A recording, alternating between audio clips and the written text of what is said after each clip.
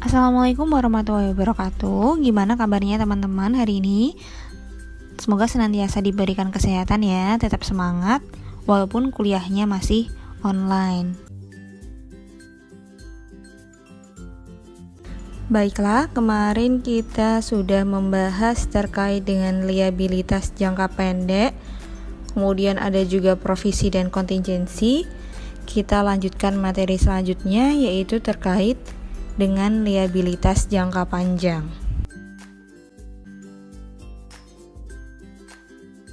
Masih ingat kemarin apa sih liabilitas itu? Jadi, saya ulangi lagi. Jadi liabilitas ini sebagaimana diatur di PSAK nomor 57 adalah kewajiban kini entitas yang timbul dari peristiwa masa lalu yang mana penyelesaiannya nanti diperkirakan akan mengakibatkan pengeluaran dari sumber daya entitas. Itu yang dimaksud dengan liabilitas berdasarkan PSAK nomor 57. Jadi liabilitas itu dibagi jadi dua, ada yang namanya liabilitas lancar atau liabilitas jangka pendek, current liabilities, yang mana sudah kita pelajari di pertemuan pertama, dan juga long term liabilities atau liabilitas jangka panjang. Bedanya apa sih liabilitas jangka pendek dengan liabilitas jangka panjang? Bedanya itu di jatuh temponya. Kalau kemarin liabilitas jangka pendek itu kan jatuh tempo penyelesaian liabilitasnya itu dalam jangka waktu 12 bulan atau kurang dari 1 tahun. Sedangkan kalau liabilitas jangka panjang berarti kebalikannya, di mana penyelesaiannya atau jatuh temponya itu lebih dari 1 tahun. Jadi cara gampangnya membedakan mana liabilitas jangka pendek dan liabilitas jangka panjang itu dilihat dari jatuh temponya. Kalau itu kurang dari 1 tahun berarti dia masuk ke liabilitas jangka pendek. Kalau itu lebih dari 1 tahun berarti nanti masuk ke dalam liabilitas jangka panjang. Kemudian di sini ada beberapa contoh liabilitas jangka panjang. Yang pertama ada utang obligasi, yang kedua ada utang bank, ketiga ada wesel bayar, dan yang keempat ada utang hipotek. Jadi saya ulangi lagi, ada utang bank ataupun wesel bayar kemarin kita ketemu di liabilitas jangka pendek. Kok ada di liabilitas jangka panjang, Bu? Jadi itu kembali lagi ke masa jatuh temponya ya. Kalau masa jatuh temponya itu lebih dari 1 tahun, berarti dia diklasifikasikan sebagai liabilitas jangka panjang. Jadi ini hanya beberapa saja contoh dari liabilitas jangka panjang, masih ada banyak lagi. Contoh dari liabilitas jangka panjang tergantung dari masa jatuh temponya. Tapi untuk pertemuan hari ini nanti kita akan lebih membahas terkait dengan hutang obligasi. Kemarin untuk wesel bayar sudah kita pelajari juga di liabilitas jangka pendek. Untuk penjurnalan dan lain sebagainya itu sama, hanya yang membedakan itu masa jatuh temponya saja. Kalau kemarin wesel bayar jangka pendek berarti jatuh temponya kurang dari 1 tahun. Kalau yang wesel bayar jangka panjang di sini berarti masa jatuh temponya lebih dari 1 tahun. Oke, kita masuk ke liabilitas jangka panjang yang pertama, ada utang obligasi. Mungkin teman-teman sudah pernah mendengar obligasi. Apa sih obligasi itu? Jadi, obligasi itu adalah surat utang. Di sini definisi obligasi ini saya ambil langsung dari websitenya Bursa Efek Indonesia. Nanti teman-teman bisa cek di linknya. Jadi yang dimaksud dengan obligasi itu adalah surat utang jangka menengah panjang yang dapat dipindah tangankan, artinya dapat diperjualbelikan. Jadi surat utangnya bisa diperjualbelikan, yang mana obligasi ini berisi janji dari pihak yang menerbitkan untuk membayarkan imbalan berupa bunga. Bunga dalam obligasi itu lebih dikenal dengan istilah yang namanya kupon pada periode tertentu dan melunasi pokok utang pada waktu yang telah ditentukan kepada pihak pembeli. Jadi inti gampangnya itu, obligasi itu adalah surat utang yang dapat diperjualbelikan. Di mana di surat utang ini dia berisi janji dari pihak penerbit bahwasanya pihak penerbit obligasi akan membayarkan bunga atau kupon pinjaman plus pokok pinjaman kepada pihak pembeli obligasi pada waktu yang telah ditentukan. Jadi sudah ditentukan waktunya, di mana umumnya hutang obligasi itu adalah lebih dari 1 tahun. Selanjutnya, karakteristik obligasi. Karakteristik obligasi yang pertama ada nilai nominal atau dikenal juga nominal value atau face value. Jadi nilai nominal ini adalah besarnya nilai rupiah obligasi yang diterbitkan. Jadi besaran pokok pinjaman yang diterbitkan dalam obligasi itu yang disebut sebagai nilai nominal. Jadi sudah tertera dalam obligasinya.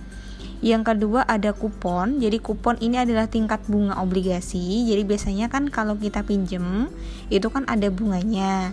Nah, begitu juga dengan obligasi. Obligasi itu juga ada tingkat bunganya, dikenal dengan istilah yang namanya kupon. Tingkat bunga yang obligasi ini dibayar secara reguler oleh penerbit obligasi kepada pemegangnya, di mana kupon obligasi ini ditetapkan dalam persentase tahunan dari nilai nominal dan dibayarkan pada interval waktu tertentu. Jadi tingkat bunganya ini juga sudah tertera dalam obligasinya. Berapa sih bunga yang akan dibayarkan oleh penerbit itu sudah tertera di sertifikat obligasinya. Kemudian ada tenor, ada jatuh tempo, yaitu tanggal ketika pemegangnya akan menerima uang pokok pinjamannya. Jadi selain ada nilai nominal, kemudian suku bunganya atau kupon juga sudah tertera juga jatuh temponya kapan sih? Kapan penerbit obligasi ini membayarkan pokok pinjaman plus bunganya itu sudah tertera dalam obligasinya. Kemudian karakteristik obligasi yang terakhir yaitu penerbit atau emiten. Jadi pihak yang menerbitkan obligasi itu juga sudah tertera dalam sertifikat obligasinya. Jadi sudah ada nama penerbitnya siapa, kemudian berapa nilai nominal hutangnya, kemudian tingkat bunganya berapa, dan kapan jatuh temponya itu semua sudah tertera dalam sertifikat obligasinya. Selanjutnya ada jenis obligasi berdasarkan penerbitnya, itu dibagi jadi 3, ada corporate bonds, kemudian government bonds, yang ketiga ada municipal bonds. Just for your informasi, jadi obligasi itu bahasa Inggrisnya bonds, bukan obligation. Biasanya teman-teman berasumsi bahwasanya namanya obligasi berarti bahasa Inggrisnya kemudian teman-teman obligation. Enggak, jadi bahasa Inggris dari obligasi itu adalah bonds. Kalau teman-teman biasa ngutang pasti sudah tidak asing dengan istilah kata bond kan. Bond itu kan utang, sama halnya dengan obligasi. Obligasi gampangnya ketika teman-teman ingat, pokoknya obligasi itu sama kayak teman-teman ngebond gitu aja deh. Jadi obligasi bahasa Inggrisnya bonds. Kembali lagi ke penerbit obligasi. Penerbit obligasi tadi dibagi jadi 3. Yang pertama ada corporate bonds. Jadi adalah obligasi yang diterbitkan oleh perusahaan. Kemudian yang kedua ada government bonds. Itu adalah obligasi yang diterbitkan oleh pemerintah. Nanti dibagi lagi jadi 2, ada obligasi konvensional dan juga obligasi syariah.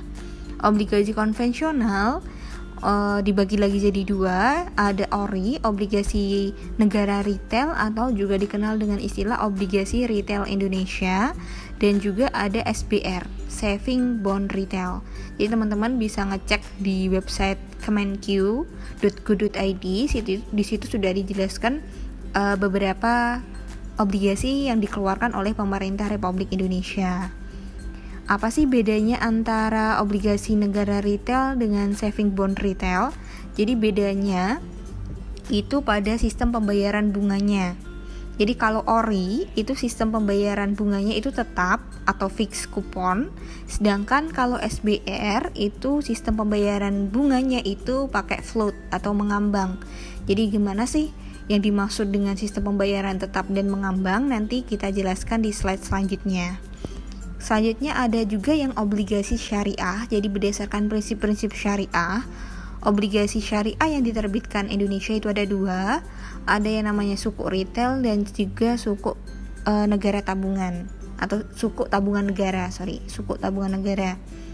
Materi tentang suku, jadi obligasi syariah itu adalah suku. Materi tentang suku sudah teman-teman peroleh kemarin kalau ikut di kuliah dosen tamu, langsung dari narasumbernya yaitu dari Kementerian Keuangan, Bapak Nana. Itu sudah dijelaskan apa sih yang dimaksud dengan suku itu sendiri. Bagi teman-teman yang kemarin kelewatan atau belum bisa ikut kuliah dosen tamu, silahkan nanti bisa cek linknya di channel YouTube saya, sudah saya upload. Silahkan bisa juga disimak dan dipelajari. Kemudian jenis obligasi yang terakhir berdasarkan penerbitnya ada municipal bond. Jadi municipal bond ini adalah obligasi yang diterbitkan oleh pemerintah daerah. Jadi kalau tadi government bond itu adalah pemerintah pusat, sedangkan kalau municipal bond itu adalah obligasi atau surat utang yang diterbitkan oleh pemerintah daerah. Pada dasarnya untuk municipal bond sendiri itu di Indonesia masih sangat jarang, bahkan mungkin belum ada, saya kurang paham juga. Tetapi yang sering sudah umum itu adalah government bond sama corporate bonds. Selanjutnya yaitu jenis obligasi berdasarkan dari pembayaran kuponnya atau bunganya. Jadi umumnya dibagi jadi 3. Ada zero coupon bonds atau obligasi tanpa kupon. Kemudian ada float coupon bonds sama fixed coupon bonds. Yang pertama ada obligasi tanpa kupon. Jadi obligasi tanpa kupon ini bukan berarti kemudian tidak ada bunganya, tidak ada kuponnya, enggak. Tetap ada bunganya, cuman bunganya ini dibayarkan ketika obligasinya jatuh tempo. Jadi bunga dan juga pokok pinjaman itu dibayarkan sekaligus pada saat obligasinya jatuh tempo. Itu yang dimaksud dengan obligasi tanpa kupon. Kemudian ada obligasi kupon mengambang. Jadi obligasi ini itu obligasi yang mana tingkat kuponnya itu dapat berubah-ubah sesuai dengan perubahan suku bunga yang terjadi di pasaran. Jadi kalau biasanya tadi kan dalam obligasi itu sudah tertera tingkat persentase bunganya berapa sih? Lah kalau dia pakainya sistem obligasi kupon mengambang, maka tingkat bunganya itu berubah-ubah sesuai dengan suku bunga yang terjadi di pasaran. Jadi suku bunga efektif yang ada di pasaran itu nanti mempengaruhi berapa besar sih biaya bunganya yang dari obligasinya. Kemudian yang terakhir ada fixed coupon bond, yaitu obligasi kupon tetap, yaitu obligasi dengan tingkat suku bunganya nilainya tetap sampai dengan masa jatuh temponya. Jadi tingkat bunganya itu tetap, misalkan 5% berarti ya 5% terus sampai dengan masa jatuh temponya. Itu 3 jenis obligasi berdasarkan pembayaran kuponnya. Oke, di sini ada contoh pembahasan terkait dengan ORI, Obligasi Retail Indonesia, yang ada di websitenya di kemenq.co.id. Jadi di website Kemenq ini sudah dijelaskan apa itu ORI, kemudian apa tujuan pemerintah menerbitkan ORI, kemudian ada juga berisi terkait dengan karakteristik ORI.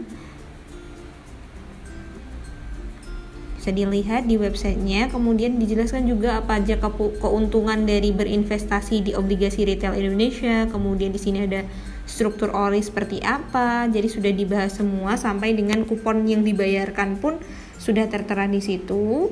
Kemudian cara untuk berinvestasi, cara untuk membeli obligasi ORI juga sudah dijelaskan di website Kemenq. Sudah ada step by step-nya per tahap. Dan di sini ada beberapa perusahaan sekuritas yang bisa teman-teman tuju ketika teman-teman ingin berinvestasi pada obligasi retail Indonesia. Silahkan teman-teman mungkin nanti bisa dicek sendiri di websitenya di kemenq.go.id. Kemudian di sini ada contoh yang kupon SBR. Kalau tadi bedanya sama ORI, SBR itu kan kuponnya mengambang. Jadi ini contoh dari kupon SBR itu tertera 6,30%.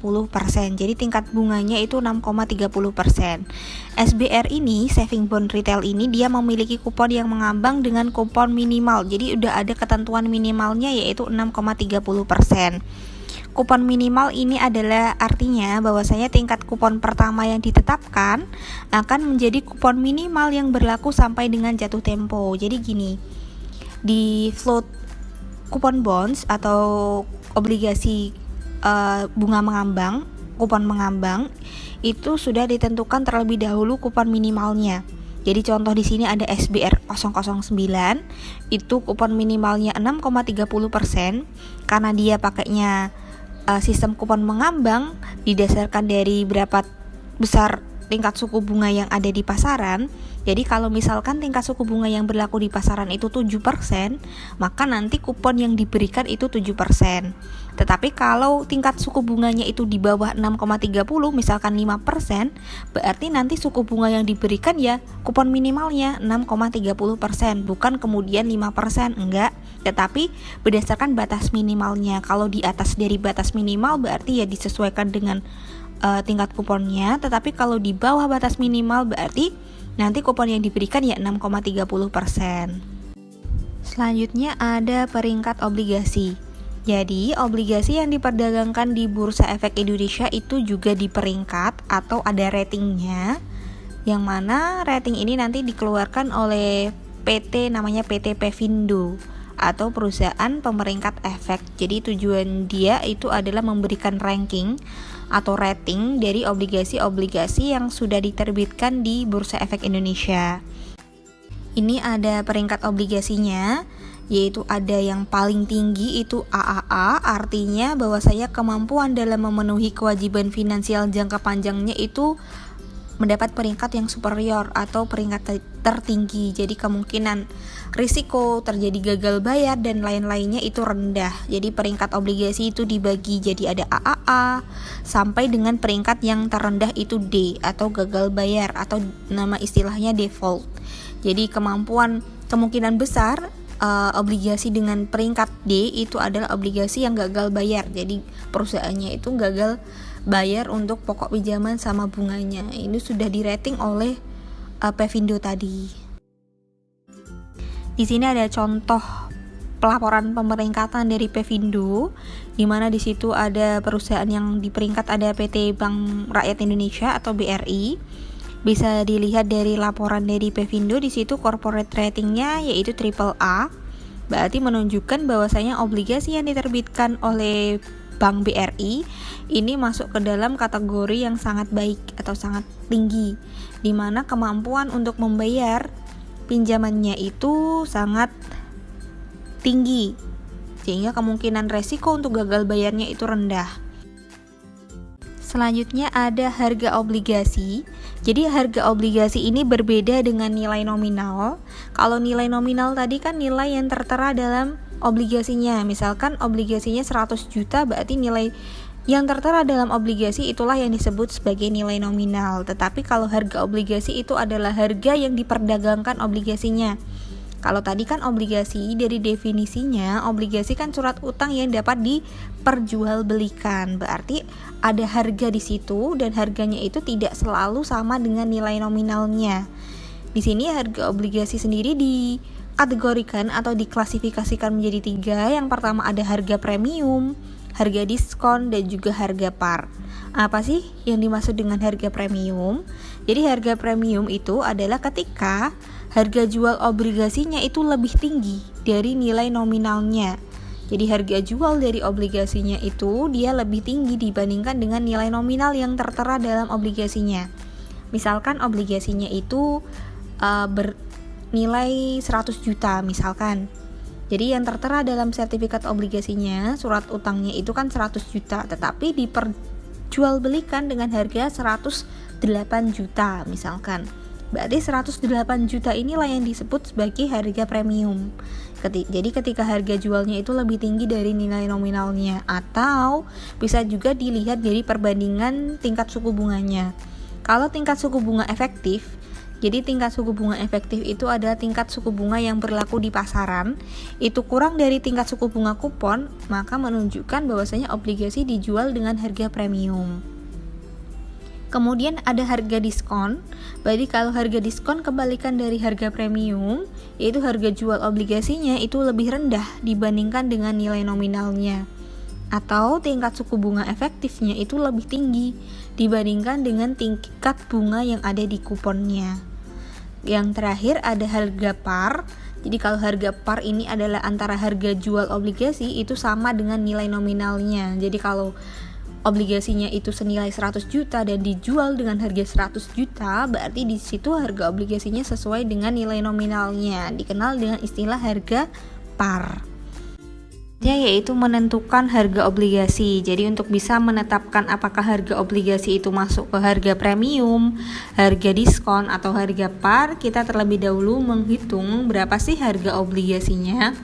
Caranya yaitu dengan cara kita harus cari dulu present value dari kupon obligasi. Jadi nilai kini dari kupon obligasi ditambah dengan present value dari nilai nominal obligasinya.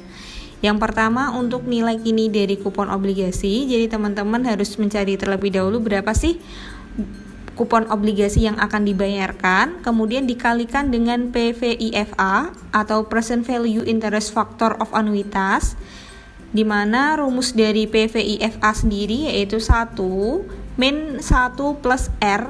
R di sini adalah tingkat suku bunga yang berlaku di pasaran, dipangkat dengan min N itu periodenya, dibagi dengan R lagi, tingkat suku bunganya. Nanti ketemu nilai PVIFA-nya, yang kemudian baru kita kalikan dengan kupon obligasinya, sehingga nanti ketemulah nilai kini dari kupon obligasi. Setelah ketemu nilai kini dari kupon obligasi, kita tentukan selanjutnya yaitu present value dari nilai nominalnya. Caranya, kita terlebih dahulu menentukan nilai PVIF-nya, present value interest factor, yang mana rumusnya 1 per 1 plus R pangkat N, di mana R sama N di sini sama seperti PVIFA, jadi R-nya itu adalah tingkat suku bunga efektif yang berlaku di pasar, dipangkat dengan N periodenya. Pada dasarnya, untuk yang menilai PVIFA sama PVIF itu sudah ada tabel khusus yang bisa teman-teman download di Google. Tapi ini kita menghitung secara manualnya. Jadi untuk rumus PVIFA sama PVIF secara manual. Kemudian yang terakhir di sini ada contoh dari pelaporan dari liabilitas jangka panjang pada sebuah perusahaan. Di sini ada saya kasih contoh untuk perusahaan PT Jasa Marga. Jadi untuk pelaporan liabilitas jangka panjangnya dalam annual reportnya atau laporan tahunannya itu nanti seperti ini. Jadi nanti diklasifikasikan antara yang mana sih yang liabilitas jangka pendek dan juga liabilitas jangka panjang. Jadi nanti yang liabilitas jangka panjang diurutkan seperti ini, ada hutang bank, hutang obligasi, kemudian hutang sewa dan lain sebagainya. Selanjutnya kita masuk ke latihan soal. Di sini ada PT ABC. Jadi PT ABC itu menerbitkan obligasi senilai 5 juta tertanggal 1 Januari 2012 dengan masa jatuh temponya selama 4 tahun. Dengan besaran tingkat bunganya, bunga obligasi atau kupon obligasinya itu 8%, yang mana dibayarkan setiap tanggal 1 Januari. Jadi nanti kita membahas 3 kasus, yaitu ketika tingkat suku bunga pasarnya 8%, yaitu ketika harga obligasinya berarti dijual pada harga par. Kemudian yang kasus yang kedua, ketika suku bunga pasarnya 6%, berarti kalau berdasarkan harga obligasi, ketika suku bunga efektif itu kurang dari tingkat suku bunga kupon, maka harga obligasinya yaitu dijual pada harga premium. Dan kasus yang ketiga, ketika tingkat suku bunga pasarnya itu 10%. Di mana lebih tinggi dibandingkan dengan tingkat kuponnya atau obligasi dijual dengan harga diskon. Langkah yang pertama, kita menentukan terlebih dulu harga obligasinya. Sebenarnya untuk menentukan harga obligasi kita sudah bisa lihat dari perbandingan tingkat suku bunga efektif dan juga tingkat suku bunga kupon, di mana dari soal tadi kan tingkat suku bunga pasar atau tingkat suku bunga efektif itu sama dengan tingkat suku bunga kupon pada kasus yang pertama, yaitu sama-sama 8%. Dari sini kita sudah tahu bahwasanya harga obligasi akan dijual berdasarkan nilai parnya atau nilai nominalnya. Tetapi untuk lebih meyakinkan lagi, coba kita masukkan dalam perhitungannya. Yang pertama, kita harus cari dulu nilai kini dari nilai nominal atau present value dari nilai nominal, di mana tadi rumusnya itu nilai nominal dikalikan dengan PVIF, present value interest factor. PVIF itu rumusnya 1 per 1 plus R pangkat N. R di sini itu adalah R tingkat suku bunga pasar atau suku bunga efektifnya. Sedangkan N itu adalah periodenya. Berarti 1 ditambah 8%, 0,08, kita pangkatkan dengan periodenya berapa tahun tadi sampai dengan jatuh tempo. Masa periode obligasinya 4 tahun, berarti tinggal kita pangkatkan 4. Kemudian nanti hasilnya kita kalikan 5 juta, sehingga ketemu present value dari nilai nominal itu 3.675.149. Kemudian kalau kita sudah ketemu nilai kini dari nilai nominal, sekarang kita cari present value dari kupon obligasinya. Caranya, kupon obligasi dikalikan dengan PVIFA. Bagaimana cara menentukan kupon obligasi? Jadi kupon obligasi caranya tinggal kita kalikan berapa persen sih tingkat bunga obligasinya. Tadi di soal tingkat bunga obligasi itu kan 8%, berarti 8% dikalikan dengan nilai nominalnya. Berarti 8% dikalikan dengan 5 juta, sehingga kupon obligasi yang dibayarkan itu sebanyak 400.000 setiap periodenya. Jadi bunga yang dibayarkan sama PT ABC setiap 1 Januari itu sebesar 400.000. Kemudian tinggal kita cari nilai PVIFA-nya. Caranya 1 min 1 plus R pangkat min N dibagi dengan R, sama seperti PVIF. Jadi R di sini adalah tingkat suku bunga efektif atau suku bunga pasar, sedangkan N-nya yaitu periodenya. Berarti 1 min 1 plus 0,08 pangkat min 4 dibagi dengan 0,08, sehingga nanti kita ketemu present value dari kupon obligasi sebesar Rp1.324.851. Sehingga untuk menentukan harga jual obligasi tinggal kita tambahkan saja present value dari nilai nominal ditambah dengan present value dari pembayaran kupon, sehingga ketemu harga jualnya yaitu 5 juta. Harga jual ini ternyata sama dengan nilai nominal dari obligasi, sehingga makanya obligasinya dinyatakan dijual pada harga par atau harga nominalnya. Kemudian bagaimana terkait dengan penjurnalannya?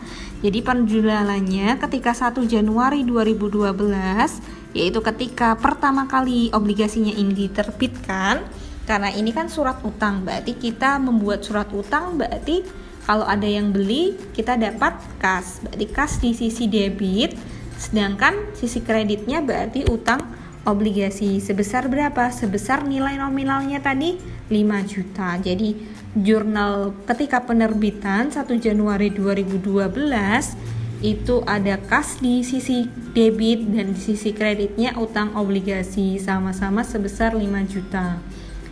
Kemudian pada tanggal 31 Desember 2012 biasanya kan kita, kalau teman-teman masih ingat ketika praktikum akuntansi manual, jadi ketika 31 Desember itu kita harus buat yang namanya jurnal penyesuaian.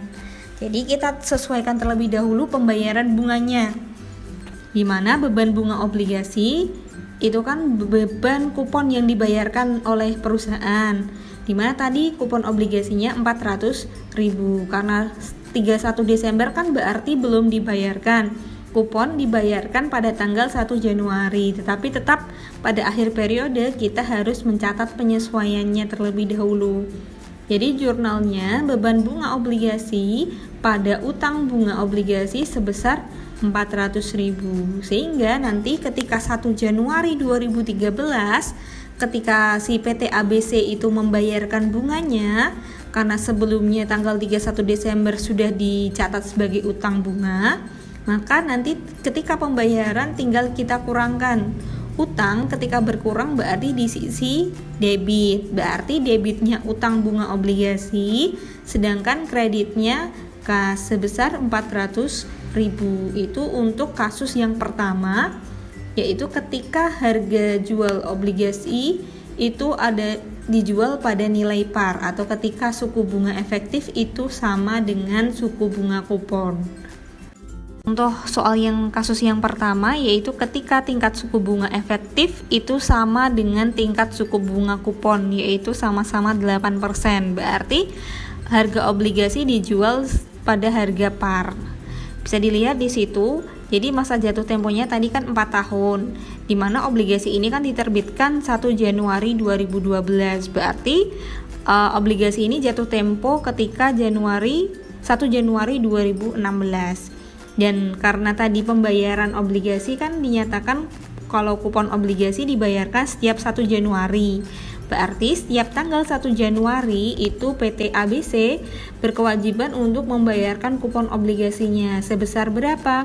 Sebesar, karena tadi bunga kuponnya itu 8% dengan nilai nominalnya 5 juta, berarti tinggal 8% dikalikan dengan 5 juta. Berarti setiap 1 Januari PT ABC berkewajiban untuk membayarkan bunga sebesar 400.000. Jadi karena dia diterbitkan 1 Januari 2012, maka kewajiban membayarkan bunganya mulai dengan 1 Januari 2013, 1 Januari 2014 sampai dengan 1 Januari 2016. Pada tanggal 1 Januari 2016 karena sudah masa jatuh tempo, jadi selain membayarkan bunga secara periodiknya, PT ABC juga harus membayarkan pokok pinjamannya. Sebesar berapa? Sebesar nilai nominal dari obligasinya, yaitu 5 juta. Jadi pada tanggal 1 Januari 2016, PT ABC berkewajiban membayar 5 juta pokok pinjaman ditambah dengan kupon obligasinya 400.000. Jadi 5 juta 400.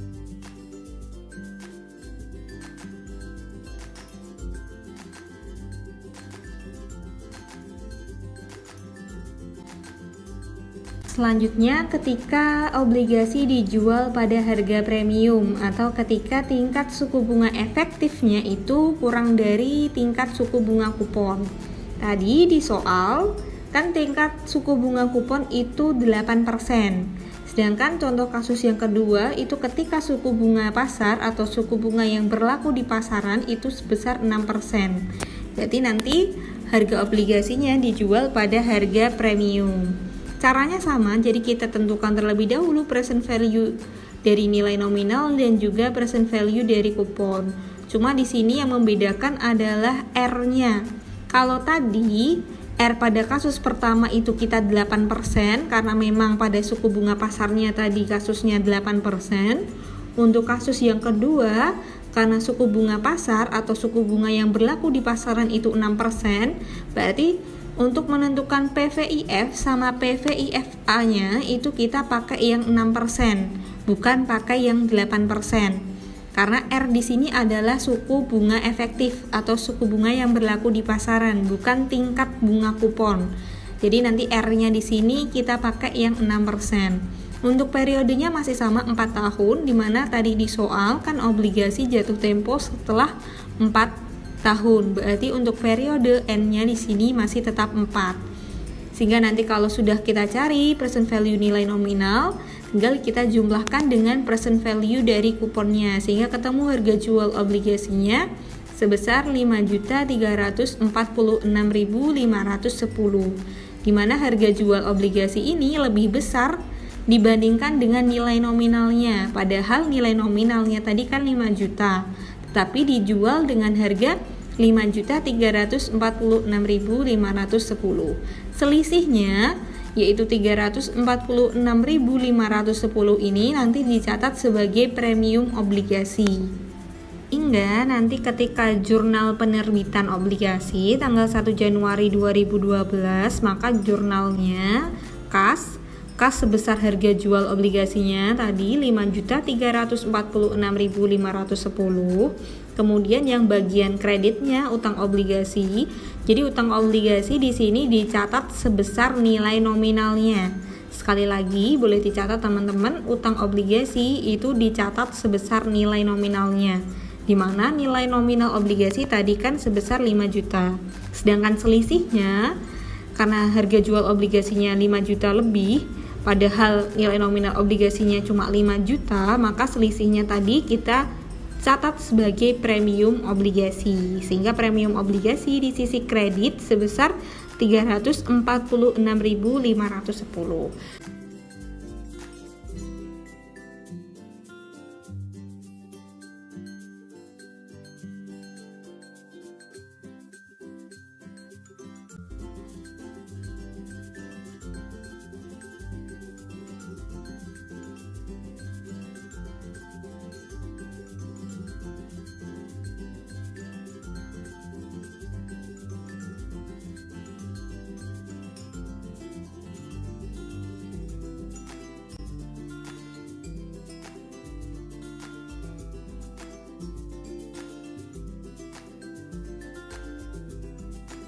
Kalau tadi ketika obligasi dijual pada harga par atau nilai nominal, ketika suku bunga efektif itu sama dengan tingkat suku bunga kupon, maka nggak ada masalah nih.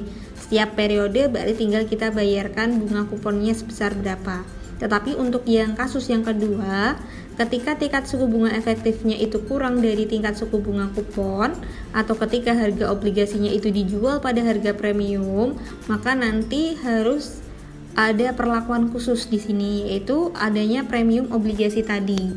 Premium obligasi setiap akhir periode itu harus kita amortisasi. Jadi teman-teman harus terlebih dahulu buat tabel amortisasi. Bisa dilihat tabelnya dalam slide. Di situ tanggal itu adalah tanggal setiap pembayaran bunga. Dimana tadi di soal itu kan kupon obligasi dibayarkan setiap tanggal 1 Januari. Berarti selama 4 tahun mulai dari 1 Januari 2013 itu kan kita PT ABC kan melakukan pembayaran kupon. Kemudian di situ ada bunga yang dibayar, berarti bunga yang dibayar berapa? Dari tingkat bunga kuponnya tadi di soal 8% dikalikan dengan nilai nominalnya 400.000. Jadi setiap beban pembayaran bunganya itu sebesar 400.000 selama 4 periode, berarti total ada 1.600.000. Kemudian ini yang berbeda di beban bunga, karena tadi ada premium obligasi, di mana premium obligasi ini akan mengurangi beban bunga kita. Jadi beban bunga kita yang seharusnya dibayarkan 400, tapi kita cukup akui jadi 320 di situ. Kenapa? Karena tadi ada premium obligasi. Jadi kita jual obligasinya itu lebih tinggi dibandingkan dengan nilai nominalnya. Jadi kita ada untung tuh di situ. Untung di situ nanti yang akan mengurangi beban bunga kita. Walaupun pada dasarnya aslinya beban bunga yang kita keluarkan tetap 400, tetapi karena ada premium obligasi tadi sehingga beban bunga yang kita bayarkan oleh PT ABC itu tidak lagi 400 tetapi 320 tadi. Untuk yang premium diamortisasi tinggal kita kurangkan bunga yang dibayar dikurangi dengan beban bunga. Jadi 400.000 di situ dikurangi dengan 320.791 sehingga ketemu premium yang diamortisasi sebesar 79.209. Kemudian untuk nilai obligasinya berarti berkurang dong, karena tadi kan kita sudah melakukan pembayaran bunga, di mana nilai obligasinya berarti nanti berkurang jadi 5.346.510 dikurangi dengan premium yang sudah diamortisasi. Jadi dikurangi 79.209 sehingga ketemu nilai obligasinya sebesar 5.267.301. Jadi nanti ini terus berkurang sampai dengan nilai obligasinya itu sebesar 5 juta. Jadi nanti premium obligasinya kita amortisasi setiap periodenya. Jadi mengurangi nilai obligasinya sampai dengan ketika jatuh tempo nilai obligasinya sebesar 5 juta. Silakan nanti dipahami dulu. Kalau ada yang belum paham silakan nanti boleh ditanyakan lewat grup WA. Selanjutnya yaitu untuk jurnal penyesuaiannya. Jadi sekali lagi setiap akhir periode kita harus menyusun jurnal penyesuaian terlebih dahulu. Jadi berapa sih beban bunga kita yang sudah terpakai 31 Desember? Berarti kalau 31 Desember 2012 kita ambil dari beban bunga yang 1 Januari 2013. Jadi beban bunga obligasinya sebesar Rp320.791. Kemudian premium yang diamortisasi, karena tadi waktu penerbitan awal premium obligasi kan kita catat di bagian sisi yang kredit ya. Karena ini diamortisasi berarti nanti kita pindahkan ke yang bagian debit, sehingga nanti premium obligasi kita catat di sisi yang sebelah debit sebesar berapa? Sebesar yang diamortisasi tanggal 1 Januari 2013 sebelumnya, yaitu 79.209. Kemudian utang bunga obligasi dicatat sesuai dengan bunga yang dibayarkan tadi 8% dikalikan dengan 5 juta sehingga utang bunga obligasinya 400.000. Ini jurnal penyesuaian yang kita buat pada tanggal 31 Desember 2012. Begitupun ketika nanti teman-teman buat jurnal penyesuaian pada tahun 2013, 2014 dan 2015 sama nanti untuk penjurnalannya. Kemudian ketika tanggal 1 Januari 2013 ketika pembayaran kupon, maka nanti tinggal kita jurnalkan saja utang bunga obligasi pada kas. Kan PT ABC di sini kan membayarkan bunga, otomatis kasnya berkurang. Kas berkurang di sisi kredit. Sedangkan di sini kita sisi debitnya itu adalah utang bunga, karena kalau utang berkurang berarti itu di sisi debit. Berarti sisi debitnya itu utang bunga obligasi, karena memang sebelumnya tanggal 31 Desember itu kita sudah catat, sudah kita akui sebagai utang bunga obligasi 400.000, sehingga ketika pembayaran tinggal kita balik, kita lunasi. Berarti untuk sisi debitnya itu utang bunga obligasi, sedangkan sisi kreditnya yaitu kas. Kemudian yang contoh kasus yang ketiga yaitu ketika harga obligasi dijual pada harga diskon. Silakan nanti teman-teman coba hitung sendiri yang kasus yang ketiga, yaitu ketika suku bunga efektifnya itu lebih besar dibandingkan dengan suku bunga kupon, atau ketika harga obligasi dijual pada nilai harga diskon.